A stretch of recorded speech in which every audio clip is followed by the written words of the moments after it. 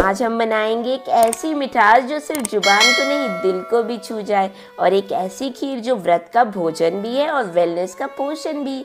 नाम है मखाना खीर। मखाना यानी फॉक्सनट बिहार के मिथिलांचल और नॉर्थ बिहार का एक ऐसा अनमोल उपहार जिसे पूरी दुनिया सुपर फूड के नाम से जानती है। और मखाना खीर ये तो हर शादी, व्रत, त्योहार और पूजा में अपनी एक खास जगह बना के रखती है। देसी सुपर फूड मखाने से बनी ये शाही खीर सिर्फ स्वाद नहीं, संस्कृति भी समेट के आती है। बिहार के गांव में या शादी हो या रसोई, इसकी खुशबू यादों से जुड़ी होती है। और आज मैं आपको सिखाने वाली हूँ एक बिल्कुल आसान, क्रीमी और व्रत फ्रेंडली मखाना खीर, जिससे टेस्ट भी मिले, हेल्थ भी मिले। तो चलिए बिना टाइम वेस्ट किए शुरू करते हैं हमारी रसोई की मीठी यात्रा। सबसे पहले हम तैयार करेंगे मखाना। इस खीर का हीरो इंग्रेडिएंट मैंने यहाँ अप्रॉक्स 150 ग्राम मखाना लिया है। एक हेवी बॉटम कढ़ाई या पैन ले, क्योंकि मखाना हल्की चीज़ होती है लेकिन जल्दी लग भी जाती है। अब पैन को लो फ्लेम पर रखें और बिना कुछ डाले सबसे पहले मखाना डालें। अब इन्हें थोड़ा सा हिलाते हुए हल्का वार्म होने दें। फिर डालें लगभग 2 टेबलस्पून देसी घी, और अब मखाने को अच्छे से घी में टॉस करते हुए फ्राई करना शुरू करें। फ्लेम को लो ही रखें और लगातार चम्मच चलाते रहें, वरना मखाना नीचे से जल जाएगा। इन्हें ध्यान से 10 से 15 मिनट तक रोस्ट करना है, जब तक ये लाइट गोल्डन और क्रिस्पी ना हो जाए। अब तब तक फ्राई करते रहिएगा जब तक मखाने को उंगलियों से दबाने पर वो इजीली टूट जाए। ये साइन है मखाने का प्रॉपरली रोस्ट हो गया है। अच्छे से फ्राई होने के बाद मखाना हल्का हल्का घी एब्जॉर्ब कर लेता है, जो खीर को और रिच बनाता है।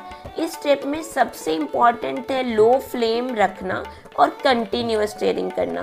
पेशेंस रखना होगा, लेकिन टेस्ट के लिए ना ये स्टेप स्किप नहीं करना है, ये सबसे इम्पॉर्टेंट स्टेप है। अब मखाना को ना उंगलियों के बीच देखिए दबाने पे अगर इस तरह से टूट रहा है ना, तो बस हमारा मखाना रेडी है। और अब इस स्टेप पे आप फ्लेम को ऑफ कर दें और इस मखाने को किसी दूसरे बर्तन में निकाल लें। मखाना को हमें ठंडा होने देना है। जब तक कूल डाउन हो रहा है मखाना, तब तक हम करेंगे अगला काम, दूध को बॉईल करना। वही बर्तन या फिर कोई अलग बर्तन ले लीजिए, जैसा आप चाहें। मैंने यहाँ 2 लीटर फुल क्रीम मिल्क लिया है। फुल क्रीम दूध से ना खीर का टेक्सचर थिक और क्रीमी बनता है, और नेचुरल मलाई भी मिल्क के सरफेस पे कलेक्ट होती है, जो स्वाद में जान ही डाल देती है।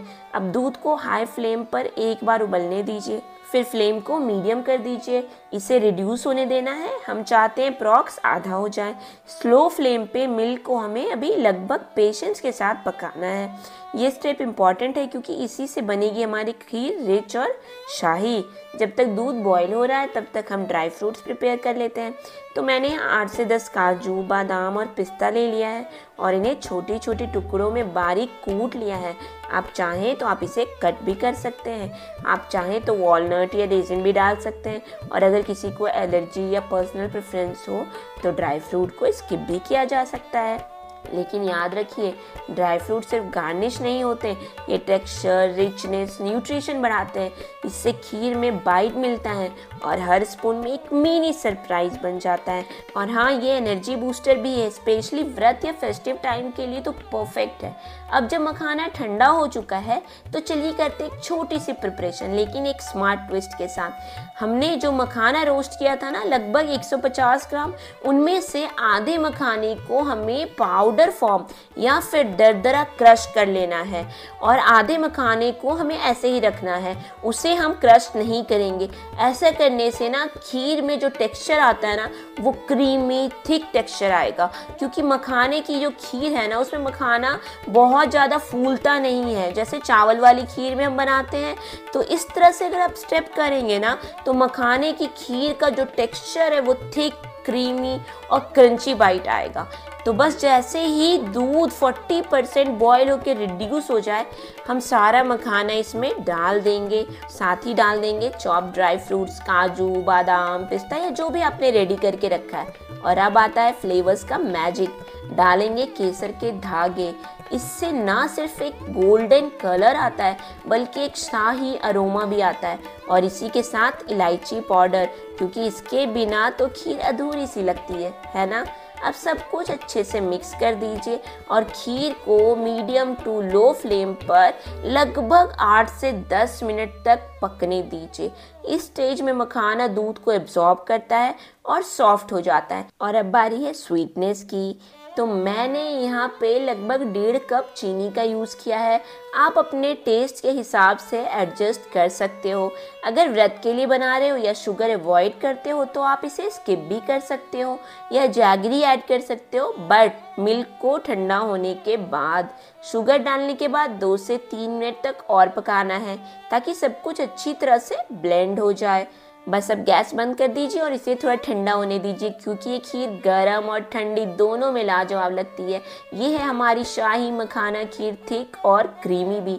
सर्विंग के वक्त एक अच्छे से बोल में सर्व करें और ऊपर से गार्निश कर दें रोस्टेड ड्राई फ्रूट्स, इलायची पाउडर, केसर के धागे। ये सिर्फ खीर नहीं, ये यादों का एक टेस्ट है। अगर आपको ये रेसिपी पसंद आई हो, एक पल के लिए भी बचपन या घर की याद आ गई हो, तो इस वीडियो को लाइक ज़रूर कीजिए। कमेंट्स में लिखिए आपके घर में मखाना खीर कब बनती थी और चैनल को सब्सक्राइब करना मत भूलिएगा। मिलते हैं अगले वीडियो में, तब तक याद रखिए स्वाद वही असली है जो दिल को छू जाए।